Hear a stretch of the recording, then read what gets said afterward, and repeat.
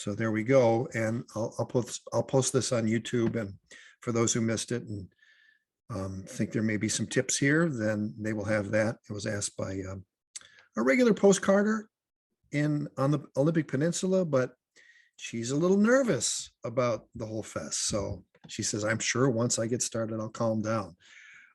Think she's nervous. Holy cow, I've got 16 lists to get out this morning and the 17th being formed, and no corrections. This is the first year I want to get all the corrections done before we send out the final list. So I'm running out of cuticles. I might need extra cuticles this year. Anyway, I'm Paul Nelson. I'm the founding director of the Cascadia Poetics Lab. And this is the official launch of year 16 of the Poetry Postcard Fest. 16 years. I saw someone at a reading at Hugo House Friday night. He says, you're doing the Postcard Fest again, huh? I said, yeah, how many years is that? I said, 16. And he's like, oh my God, 16 years. But here we go. The current count, if I go back to my Excel file here, is 491 people. Wow. And I think 11 or 12 different countries. I haven't done all that math yet. And group 17 is it group 17 filling? Group 16 is filling up. And I think we need 22 people for that. And then that'll be ready to go. And I'll cut them a little slack with the changes. I might just ask them, hey, just check in, yes or no, if this address works. Whereas the other lists, I said, only email me if it's wrong and I'll fix it. And then, of course, people drop out, or they said, I've signed up twice and I don't want to send 62 cards out, and all this list jockeying going on. So anyway, here we are. What I think would be nice is for everyone to check in, probably just on the chat, and where you're from. Maybe you just put in your state, or your state and country, or your province. If we have any Canadians, they're already popping in: Alaska, San Diego, Montana, Tillamook. Oh, this is so much fun. I love this. I can't tell you how much I get a kick out of this. This is so amazing. So I'm going to start by just kind of going over the how it works. And I'll just go to that. I'll share a screen and go to how it works, and then and tell you about some things that are coming up. And then answer questions. I hope we'll be in and out in an hour. And what did I want to tell you about? Poetics as Cosmology is going to be an online workshop offered starting in the fall, starting in, I believe, October. I think one of the classes may start in late September. And it'll be the first of 5-week sessions. There'll be 4 or 5-week sessions, but you can sign up for one at a time. And for those who are seeing the Postcard Fest for what it is, sort of a training for spontaneous composition, Poetics as Cosmology will give you some of the background of post-World War II spontaneous composition as practiced by Charles Olson and Denise Levertov and Robert Duncan and Robin Blazer and Joanne Kiger and Wanda Coleman and people like that. And it's done via Zoom. And we have a group that's been going on for 2 years, and their workshop takes a page out of Eileen Miles' book, and it's called Life as Rehearsal for the Poem, or LARF for short. So details are on the emails that you get, or if you can't find it, just email me, spladman@icloud.com, and I will get that to you. What else did I want to say? There is a prompt that I created for the LARF people, and we're encouraging people to do a whole day of writing. After all these little poems that you do in the Postcard Fest, you get to September 1st, or maybe if you're working, you do it on the 3rd or 4th. Spend the whole day writing. And I guess I'll talk about that after I explain about the Postcard Fest. So let me go to share screen, and let me go to our beautiful website designed by Roberta Hoffman, the Poetry Postcard Fest. You can see that I'm logged in as an administrator, and man, we've been getting hits on the site. They've been just going nuts, especially today. And this is the post about the launch. And so how it works is a drop down here. We're just going to click on that. And this is old language, but we tweak it a little bit every year. So let me move it so I can see it very carefully. This is the official page for the Poetry Postcard Fest. The fest was initiated in 2007 by poets Paul Nelson and Lana Ayers, who lives there on the Oregon coast, and involves people signing up to send 31 original poems on postcards to folks on their list before the end of August. Last year, we had 519 people, 13 different countries, 46 different states and provinces. And there's a post that had the details on that. Registration. Oh, I'm going to have to change that by the end of the day or by tomorrow. Registration is closed for 2022, as it will close today, which is a new thing because there usually was a lag, and it was a little crazy making for me. So we're getting rid of the lag, and I hope we don't have upset people. I hope they subscribe to our blog and know all the information as it comes out. 1, obtain or make at least 31 postcards, one for each poet on your list. I started collecting postcards. I call myself a postcard slut. I mean, I just would see them and I would buy them. Like going into antique stores, going into drugstores, going to the Pike Place Market. And then once I had amassed a collection of about 500, I thought, I got to make my own. So I started making my own postcards. And, I like these watercolor postcards because they really take the ink well. And, you could do painting on one side. And I just love the texture of them. And you can get these. The Strathmore is the brand I find to work really well. So that's something I recommend. But you don't have to make your own. That's just an added twist. And I think it adds to the fest because it becomes not just a literary exercise, but it becomes, multimedia thing. So, and then of course you get postcards from Abaya Thomas or Colette Dutton or Tim Mateer or some of the other people who are really museum quality artists. And, it's like a poem. You can't think, well, there are better poets than me, so I could never write. You have to do what you can and get better at it. The more you do it, the better you get at it, like anything else. 2, after you register and once your group has filled, you will get a list via email and PDF. This will be on July 4 or after.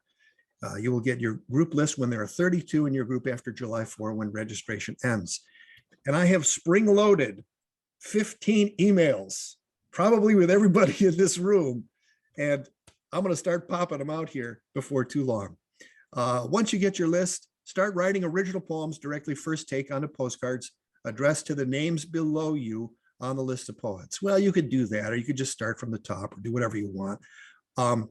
We recommend that people write, learn how to compose directly on the card. It's tough. A lot of people sort of cook it in their notebook and then do that. Certainly you can take ideas out of your notebook. You don't have to create it from nothing. But that David Sherman piece that he did, I think it was about 9 years ago, how he started the fest and then cheated a little bit. And then he started doing it like this, writing directly, and it made him a better designer. The idea is to practice spontaneity. That is, write directly on the card in one take. If it's hard at the start of the fest to do that, relax, because it gets better as the month goes on. No one can publish your poem without your permission. Notice how that's in red. And you're writing to a person, usually a stranger, so act accordingly. You might disagree with their politics, but don't send them a hate postcard in response, as has happened in the past. I won't mention any people in particular, but I will say Wyoming. That's all I'll say. Don't insult people to whom you write. Write in the spirit of community, right? Now, this sending postcards to strangers post by David Sherman, that's fantastic. I highly recommend that. We leave this here year after year, and that really tells the story about as well as it can be done. Oh, here's an important thing. Remember Allen Ginsberg's paraphrase of the Blake quote: abstractions and generalizations are the plea of the hypocrite, knave, and scoundrel. Or as Ezra Pound said, abstractions must be earned. Really. Try to get away from the cliches, the generalizations, and the abstractions, although we all fall prey to those every now and then. Once you've written all your cards to all the poets below your name, you can continue to the top of your group of 32. Ideally, you'll be incorporating themes, tones, or motifs from cards you've received. If you don't get cards from participants right away or are not inspired by them, no problem, but do write at least 31 postcard poems if you sign up. There was a woman who checked her list very carefully last year, and she wrote cards to people who hadn't sent her a postcard saying, hey, where's my postcard? I asked her not to do that anymore. And I think it's poor form. So don't do that either. And she's not going to do that. And I'm not going to mention her name or state. Don't post your own poems online till the month after you send them. It's a pisser when someone hasn't gotten your card yet and they see it on Facebook. Also, don't publish anyone's poem without their written permission. I scan my poems. I got this little scanner right underneath the desk. It costs $100. They get you on the ink. You can take a photo with your cell phone. I'm told that there are very good scanners now on cell phones, so you could do it that way. Do not disclose any participant's address online. So if you are writing to someone and they see their address online and they don't like that, that's to be avoided. So please don't blot it out or put something on and cover it up if you do publish your poem to her or him that way. 6, there's a Facebook page for the Poetry Postcard Fest, but best to let the cards speak for themselves during the fest. It takes energy, and I think it takes it away from the fest if you focus on the social media aspect during the fest. Once September starts, anything is fair game except spam. You might want to write after the fest about your experience. Never spam the list about any product or service, including your books. And I'll tell you more about that. You might want to write after the fest about your experience because we have a special thing this year. 7, the fest is open to people who contribute at least $15. That was the early bird rate to the Cascadia Poetics Lab. I want to be a resource for you, especially if you're trying to make the shift from relentless editing to learning how to develop trust for your instincts, trust in your instincts. This is the force behind the fest, and I think the reason that it's grown in popularity over the years. And there are costs, MailChimp, fundraise, and other things that we have to pay for. And they're going up in price too, as everything else in this world is. We created a postcard anthology, 56 Days of August. It got its name because traditionally the registration had started on July 4. People got their list on July 5, started writing on July 6, and they had to the end of August. So that meant they had 56 days of August. So that's how it got its name. And it's a beautiful book. Do I have a copy here within earshot of that? This is what it looks like. And you can find used copies, but we're trying to get it republished. And that's just another to-do list thing. But a beautiful book and a great blurb by John Olson, Seattle poet, who's a Postcard Fest guy.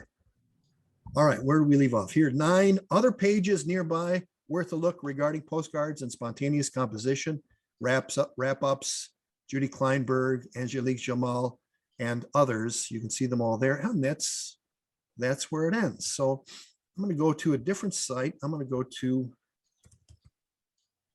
what was this called? Inside the Day Song. All right, here's the prompt, and I'll put this link in the chat so you can have it right away. So let me just pop that in the chat. So that is the direct link to the PDF. And I'm not going to read this whole thing, but I'll read you some so you get a sense. Inside the Day Song, the temporal epic, all said is dented love's saluted image. Bernadette Mayer from Midwinter Day. After a 56-day month of writing poetry postcards, one's own consciousness has been in a Niedekerian condensed mode. That refers to Lorene Niedecker, who died in, I think it was 1970 in Wisconsin, and she condensed. Well, that's what we do when we write on postcards, because we have about this much space. Unless you get really big cards, which cost more money to mail. I have one over there, a blank cardboard that my partner had. I said, don't throw that away. I'll use that for a postcard. But after a whole month of condensing, you get an opportunity with this prompt to go beyond that. The condensed mode has its advantages when you consider the sprawl of our time. Charles Olson warned about in projective verse, but how to get back into a flow that does not stop in the space of one postcard, how to maintain it for a whole day and create something for the ages. Bernadette Mayer and Pierre Jory have some ideas. Bernadette Mayer wrote, I think it was a 119-page book in a 24-hour period called Midwinter Day. She wrote it Winter Solstice, 1978. In an essay about it by Megan Burns, she said, the experiment leading the reader through December 22, 1978, from dreaming world to waking and back again, proves that the self is not the subject in this poem, but rather language and words, and how this particular day is shaped by them. And Pierre Jory, about his 1986 poem, only a meager 20 pages long, Canto Diurno #1, said, from early on, I was interested in ways of breaking down those forms, inherited form and meter, in order to find some kind of open form into which all kind of materials could come. And one way I thought of doing it, and that idea goes directly to the Canto Diurno, was rather than have a traditional formal structure, meaning line structure like the sonnet, but has that kind of coherence, was to switch from that spatial thing to a temporal thing. The months of research and preparation Mayer did for Midwinter Day should give you some sense that even master poets don't pull that kind of language out of the air. They need something to work with, and that something is language and ideas. And the prompt goes on with a little excerpt from Bernadette referencing the Cleveland Cavaliers and the Buffalo Sabres, and I guess they might have been the Atlanta Flames in 1978. They're the Calgary Flames now, and so on and so forth. She checks in with Chris Evert, who now in the news has finished her chemotherapy for ovarian cancer since 1978. So we get an update on her, and you get the whole thing there. And I was very inspired to create that prompt. And as I said, I put it in the link in the chat, and you can see it. And I'm going to do it on September 1st. I have asked my fiance to go away that day. I said, can you go to Portland and visit your sister that day and have alone time? And so that's what I'm going to do. Traditionally on September 1st, I wrote about all my postcard adventures and what themes came in and what I was inspired by and things that happened and responses to news events and that kind of thing. And today, this year, I'll probably do all of that, but it'll be in the form of a poem. And I'm going to try and, I don't know if I can do 20 pages, but I'm going to try my best to get it down in the best way. So those are the things that I came here to talk about. There are international people on almost every list. And the US, we have those beautiful new international stamps. I think I have some in my stamp drawer right over here, so you can see them if I get them up in a good way. Where are my stamps? Get it prepared for the, here we go. So these stamps will go on a postcard internationally, but these are standard size postcards. So if you use bigger postcards, best to take them into the post office and make sure you have the right amount of postage for it. So if you're concerned about it, take it in. That's what I always do. And you want to make sure everybody gets your cards. Give it the best chance to getting there. They don't always get there. Sometimes they get shredded. Sometimes they get there and they're falling apart or whatever, but we try our best to get them out. But you know, the getting them out is important, but I think it takes second place to the composing of them. I think that's the real joy of the fest, to come out of the fest with 31 original poems. And there have been some chapbooks that have been produced by fest participants. So saying that, I think we have everyone here. I would open it up to questions. Feel free to pop in if you have a question, and I'll answer it the best I can. I have a question. Go ahead, Priscilla. Yes. Hi. Where are you from? I am from Alabama. Excellent. So I have been painting postcard size messages, but I mail them in an envelope because I went the postcard route by trying to mail them by postcard. Some did not make it, which broke my heart because I love the piece I did. I do one. It's a one of a kind, whatever. And I take a picture of it, so I have it in my little portfolio of things I have painted, you know. Very simple. This also, see, if you painted your postcard size, you wrote your poem on the postcard size, did your painting, but then stuff it in an envelope, you've done two things in my mind. You've protected your artwork, if you choose to do artwork, I mean, of course, and you've also have your address on the outside of an envelope, not to be revealed by someone who might get wild and crazy and want to send your poem to someone else. The address is in the envelope, on the envelope, I mean, not on a postcard itself. So that's just an idea that I had.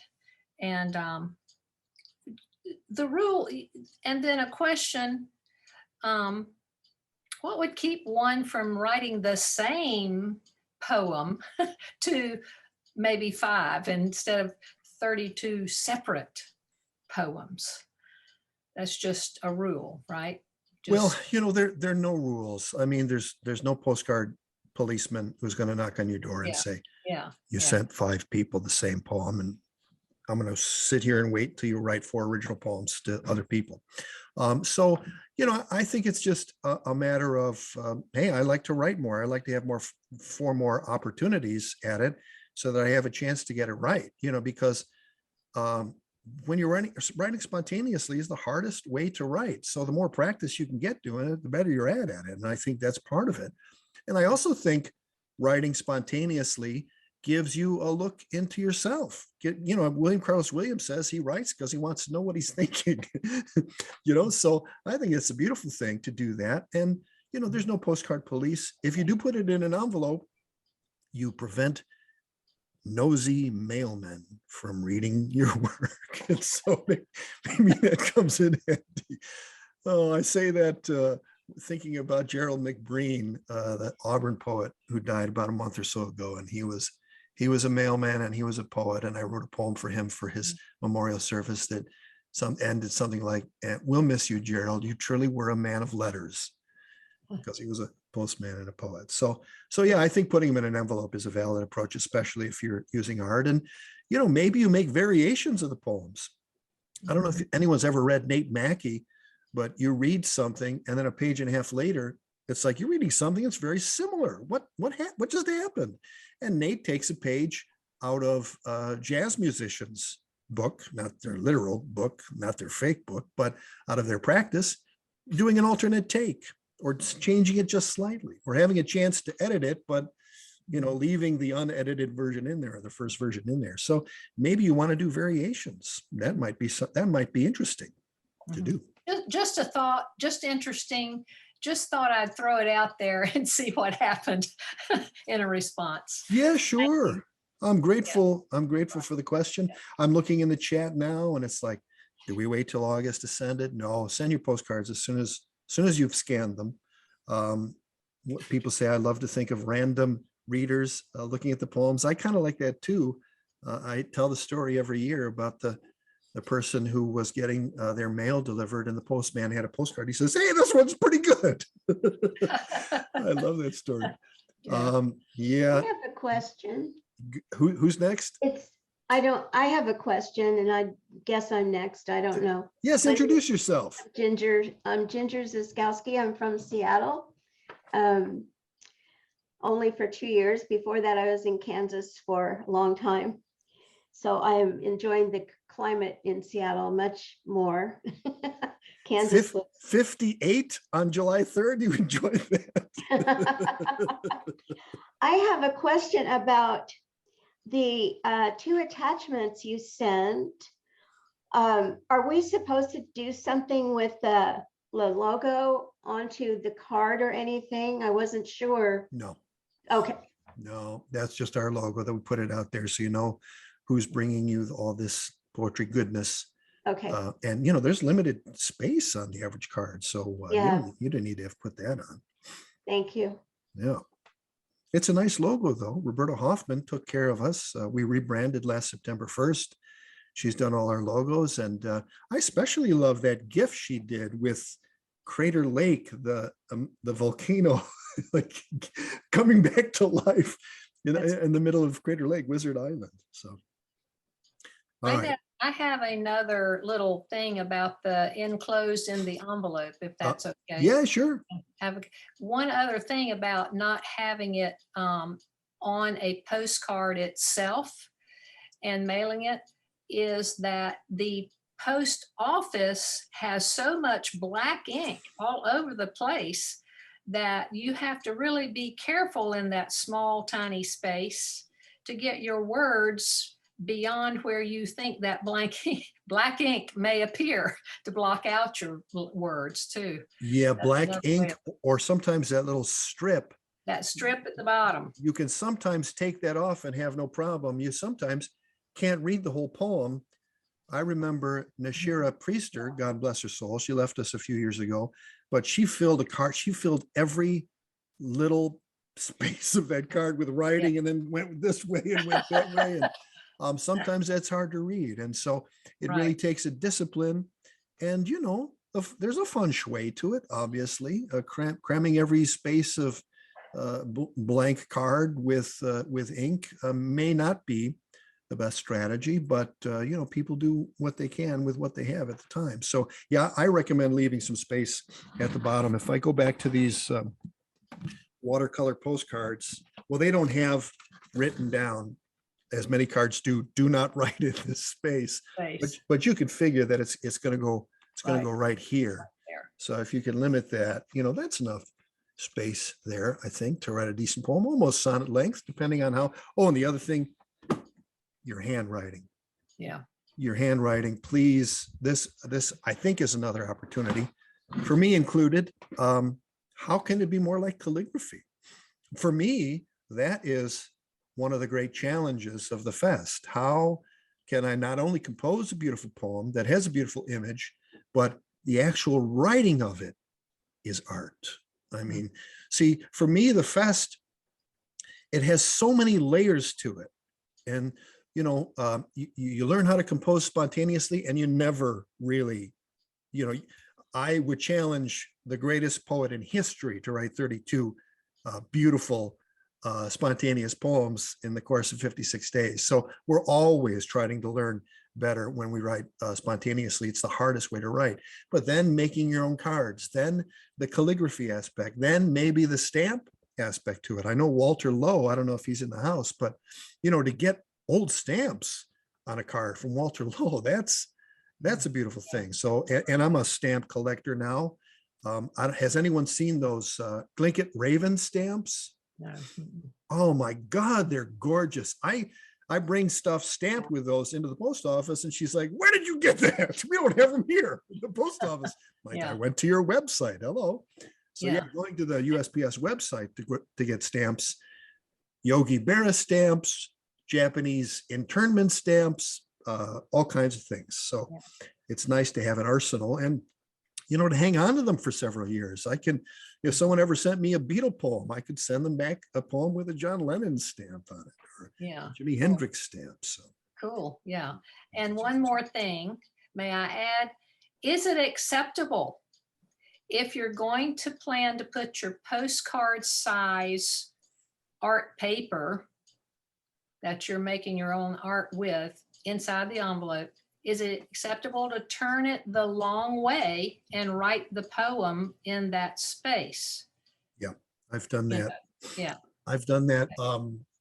I think I have an example here. Let me, it's out of headphone cord length. So let me go up and show you real quick what I have. This here, I went to Canvas Champ. They had good prices on creating a canvas out of your original artwork. Oh.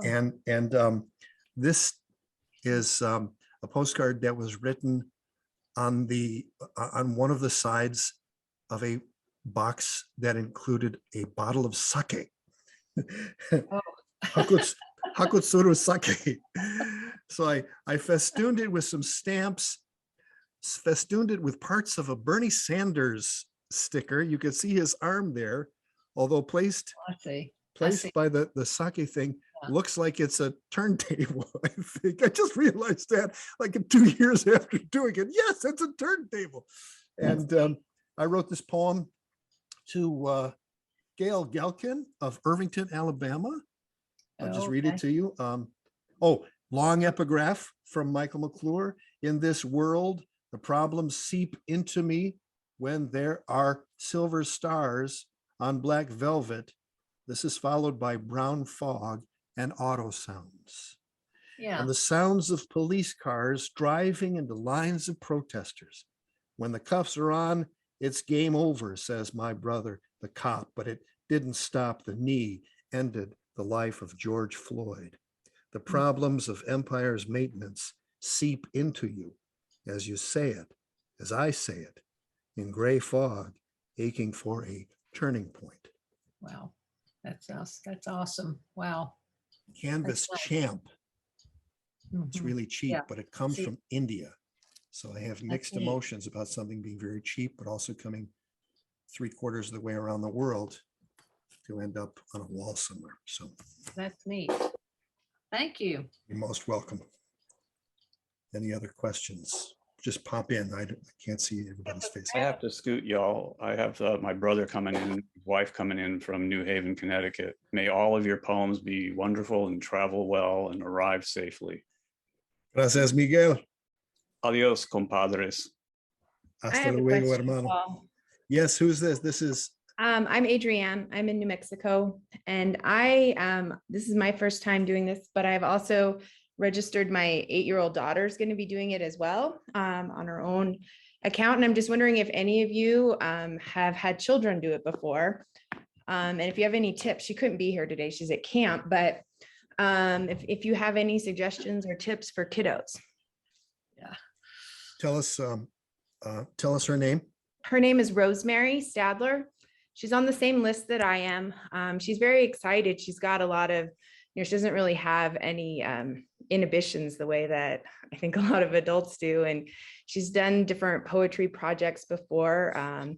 She's a little intimidated because it's just a lot, something she hasn't done before, but and I hadn't thought of doing any. She draws a lot well, and I actually hadn't thought of having her do any artwork on her own postcards, but I'm going to order some blank postcards and maybe have her do that as well. But I don't know if you ever had any kids do it before. We have had kids. Group 11 should be cognizant of the fact that that's a person. If I'm on my game, I'll make a mental note to the group 11 list, which I have already composed and addressed and is ready to go out. So I might make a note of that. Group 11. What would you say? You wouldn't say it's a warning. Advisory. You know from her handwriting. That's right. Advisory. Yeah, that's right. So yeah, that's right. When you get it, but a disclaimer. Yeah, that's a good word. A disclaimer. Be mindful. That's another good one. This is what I say. Okay. Linda says this is what I say. From her, yeah, from her in terms of what you're sending Rosemary. Yeah, yeah, absolutely. Yeah, I mean, because my sister Barb 2 years ago said, Paul, I don't think people want to read poems about your prostate cancer treatment. And I just read some of them today because I put them in my journal 2 years ago. And I thought one of them especially, this notion that the treatment for prostate cancer was burning away the illness, but also part of my father's own personal mythology, some of his unskillfulness, that I was taking one for the team, as I am the point man for my ancestors, and trying to clear up the energy going back 7 generations and trying to make it as clean for the next 7 generations, So I like the poem, and my sister, of course, is not a poet. And I think all subjects are okay for poetry, but when you're sending to an 8-year-old, you may want to not talk about certain subjects, which otherwise would be just fine. So yes, group 11, I'll make a note of that. And I think it's fantastic that she's joining. And, people get a little scared the first time they do it. How am I, what are people going to think, and this and that, and by the end of the month or the end of the fest, they're just saying what a beautiful thing this is to do this, and what a great exercise it is. and how it's a time of year that people look Mhm. forward to. I think it's Judy Jensen who said postcard season is like, any other time of year that we look forward to, whether it be the holiday season or springtime or what have you. So yeah, that's great that she's in. Yeah, Thank you. that's great. Yeah. Thank you. I'm excited. I hope it's something that that becomes our family tradition. That's a fantastic thing. And starting at 11, man, I wish I would have started writing poetry when I was 11. Holy cow, talk about a head start. And, the cards that she gets, people writing to her. And, an 11-year-old is like, when did the World Wide Web start? 1994. So what has mail become since then? What's a postcard? It's like telling somebody what a record player is or a telephone booth. You feel so old talking about it. Do you have a dime? I want to make a phone call. What are you talking about? That's true. Ah, All right, great terrible. tips in the chat. Great tips are coming if you check into that. Any other questions, comments, suggestions? It was Judy Kleinberg's suggestion that we do draft lists. And I finally, good luck finding a payphone, she says, in the chat. Was somebody had their zip code wrong. And this year we changed to a new system. We use Fundraise for registration and for contributor relations management.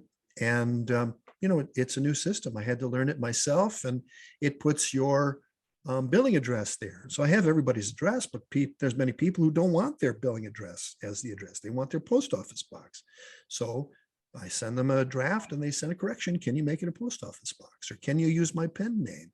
Or you didn't get my my zip code right. Or many East Coast people whose zip code starts with a 0, the Excel file doesn't recognize that. So I have to put in a small O, the letter O, to trick it.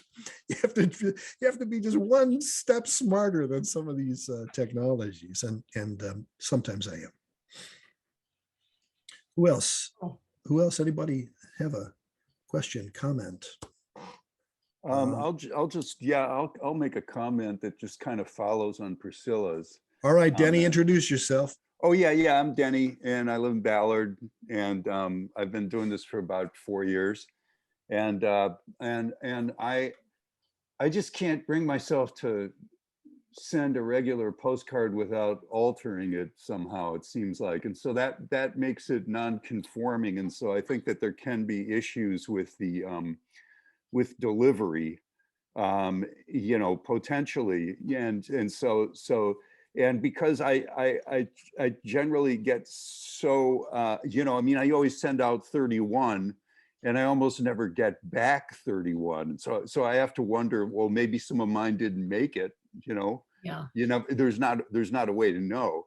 And so, I keep experimenting, and a lot of my cards they're very some of them have been very non-conforming. And so I think Priscilla's idea about an envelope is probably a smart move. Once I sent a couple recently, and they made me send them as packages because they were so thick.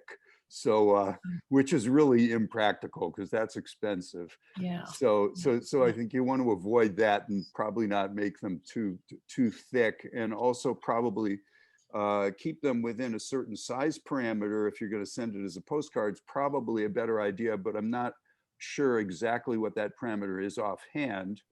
I'm guessing maybe 5 by 7 inches, but somebody might know.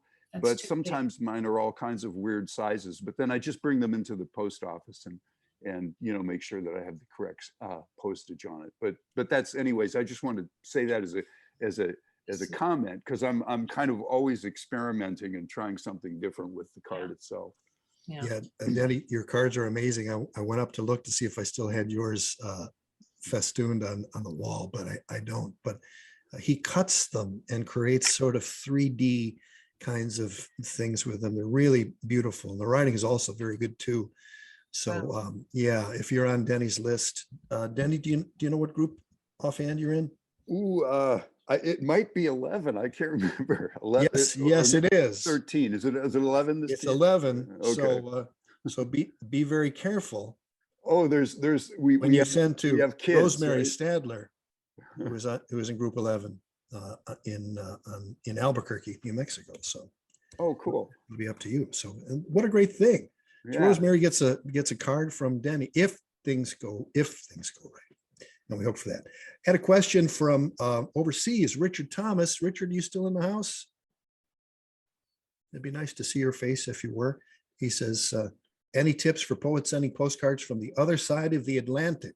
Of course, tracking for each postcard will be too expensive. Yeah. Well, get them out early. I've found that in certain years, if I have the time and my 10-year-old is out of town, I can get a lot of cards done before August 1st even. That's almost a month right there. So Right. getting them out early is one recommendation. Having the right postage, obviously. You don't know, please check with your postal service. And anyone else have any tips for those overseas? There are a good number of overseas poets this year. I think 12 or 13 different countries. One group has France, Italy, Germany, I think, in the group itself. So that's pretty cool. And of course, for you US Americans, just a quick reminder, Canada is another country. So it's considered international. And if you just put a stamp on there and say BC on it, you may run into some problems. So get them the big O stamp or the big circle stamp that I showed you earlier. What were they? Sunflowers? I forget. Who else has a question? I have a question again, Priscilla. Sorry. Here I go again. You're Sunflowers. talking about lists. Yeah. All of mine, 31 people are all US and there's one Canadian. Well, given the state of the US, soon they may be 9 separate countries, so you don't have to worry about that. Yeah, sometimes it happens that way. You get mostly North Americanos, and sometimes you get a bounty. I would love for the fest to be it is international, but I would love to have people from India and all over the planet, because I really think, Jason Worth, my friend Jason, who's on the board of the Cascadia Poetics Lab, says that writing postcards is an act of ahimsa. It's an act of doing no harm. And especially if you're not retaliating for a card whose politics you didn't agree with, it's like a blessing. It's like a gesture, Yeah. Hopefully it's done in the spirit of community, and hopefully it uplifts a person. Now, that doesn't mean everything has to be all butterflies and zebras, like this George Floyd poem that I wrote. That was pretty intense, but I think an 8-year-old could read that and be down with the gesture that was created. I mean, it's an elegy in a way for George Floyd. And I think when these events happen, I remember the Postcard Fest one year happened as Ferguson, Missouri was burning with Michael Brown's execution for shoplifting. So I think we can handle these things as long as we bring grace to them and, bring a sense that another human being is reading this card, a human that you chances are don't know. So to be kind. Yeah, absolutely. Number one. Yeah. So So yeah, I I'm sorry you realize didn't there get were any a extra lot of people. lists. Sometimes people let me know, and if you want to do so in the chat, let me know that you wouldn't mind having your address sent out to other people, or would not mind sending out bonus cards. And perhaps I can construct a little list of people who wouldn't mind sending more. Now, there are some people who sign up intentionally a couple of different times for the Postcard Fest, so they can send more than 31 cards.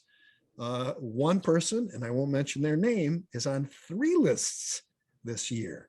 So 93 cards between now and the end of August, although I suspect some may come in September. And I see. that's above and beyond the call of duty, but it happens. Okay. Thank you. Disney had castle-shaped postcards, but I won't be using those. says Linda Dickman. I love that. I have postcards the shape of British Columbia, I think, or something like that, or whale postcards. And those take extra stamps. You can put an apostrophe at the beginning of the number to get the 0 to show up on a spreadsheet, which is great information. I'm glad I mentioned that. Thanks, Mary D, is it? That's very cool. See, you Mine are put the these, shape of Colorado. there you go. Well, yeah, Colorado, similar to Wyoming, I guess. Anytime you see straight lines in maps, you should ask questions because they're cutting through watersheds. That's what a bioregionalist would say. Do I expect a postcard from each person that I send one to, says Shelley Wagner. For the love of the baby Jesus, I hope everybody who signs up sends 31 cards, but often some things Yep, you happen just said and, that. and they don't do it. And, you know, the postcard police doesn't go there, doesn't send them a rude card and get the rest of your cards out. But we'd like it if you sign up that you send 31. So hope for the best. I'll tell you this, the earlier you sign up for the Postcard Fest, the more likely you're going to get paired up with the hardcores who love this so much. So we encourage people to register as soon as possible. And registration will open for next year on September 1st, which seems like forever to sign up for something and then do it. But we found that's the best way to maximize participation in the fest and get it going. Some other good questions. If I'm using a regular postcard, I usually just sign my name. So Shelley says, do I include my return address? You don't have to. But there are people who like knowing who they're getting cards from and not having to look at the postmark and try and deduce who that person might be. But, you know, we don't say you have to do that. I was putting my initials on it or writing on cards. I had cards made up. They had my URL, paulenelson.com, in the middle of it, like as the line between the address and the place where the poem went. And someone said, who sent out this card? I have no idea. And it's like, look at the URL and you find out what it is. So read them carefully, like anything else. Who else has questions in the chat? So I just go down the list, send one each day. Shelley, you can, or you could send 3 on one day. One year, I wrote a poem that spanned over 3 postcards to 3 different people. And then I brought them to a writer's critique group after, and someone was astounded, like, well, how are they going to know? Because they have to pair up with the other 2 people. And it's like, well, they don't, but I do. I know. And that's who is important in this.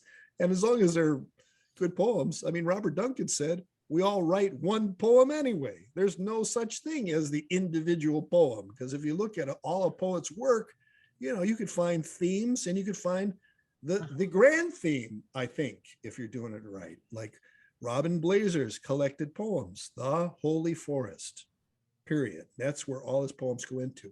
And of course, they had different chapters, the Moth poem and Pell Mell and so on and so forth. So Robin Blazer is a great guide and also understood spontaneous composition in a very good way. He also understood lifting lines from other people and putting them in italics, or hard to do italics on a postcard, but putting them in quotes and at least putting them in quotes, if not attributing who the quote came from, is also a form of spontaneity. Also a form, as he said it, you can consider that the practice of outside if you're including quotes from other people. And he did that regularly. And you might find inspiration in responding to an epigraph by someone else or something like that. Okay, so addresses are beginning to come in. Yes, it makes the poem a conversation. When you get something from someone, but maybe you're not writing back to them, maybe you're writing back to someone else, and the conversation takes on this interesting shape. You get something from an 8-year-old about frogs or something, and then you're sending that to an 80-year-old in another part of the world, or maybe it's fauna that's particular to New Mexico, and they have to look it up. You know, what is saguaro or whatever? I don't know. You know, so yeah, that's gives more credence to the notion of using the luminous details, being specific, being connected to place. I think is very important, especially in this age of climate chaos. How do we find the place where we want to be and take a stand and watch what happens from here? Gary Snyder was very clear about the short version of how to explain bioregionalism. You know, stay put, watch what happens, and right from there. So for me in Seattle, 58-degree high temperature on July 3rd, 58 degrees. It's like I didn't get my steps in because 58 on July 3rd feels like about 28 in January. So I was stuck with 4,000 steps for the day. So I got shorted yesterday. Linda says, I began a correspondence with a 90-year-old postcard festival participant from last year. It's been a beautiful experience.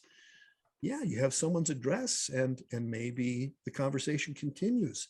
We have Ingrid Bruck's mom. I forget her name. I think she's 95 and she was sending bonus cards out. Was it last year or maybe the year before? I'm not sure. So you never know who you're going to get. A 95. Can you imagine a 95-year-old corresponding with an 8-year-old? How beautiful that would be. That's possible. All right. I see that we're getting close to our arbitrary time limit that I set. Does anyone else have a question, a comment, a concern, a salutation, anything else? Excellent. Well, first of all, thank you for being part of this community. And that's the way I often sign off to people when it's postcard related stuff. Thanks for being part of this community. Do things in the spirit of the community that you would love to be a part of. I hope that you're inspired and that it opens new realms for you. I hope that you find the fest, as I do, an endless opportunity to learn about oneself, learn about the world, and connect with people on a deep human level. This is what we need at this time. Even if we disagree with people politically, doesn't mean we have to be, in the words of my 10-year-old, assholes to them, right? We can treat them with kindness. We can look at everything as a Zen opportunity to be kind. That doesn't mean not having good boundaries, but it means, wanting the best for other people and modeling the best. So I hope that that's the spirit that you take this fest with. I hope that you'll enjoy it so much you'll come back next year and want to do it again. And I'm very available to people by phone, by text, by email. And being an Airbnb agent for about 9 years has trained me to want to get back to anyone within seconds. That doesn't always happen. Sometimes it takes 48 or 72 hours, but I'm very good about correspondence. And I thank you for being part of this group. Thank you. Thank you for heading it up. I look forward to it. Bye. Excellent.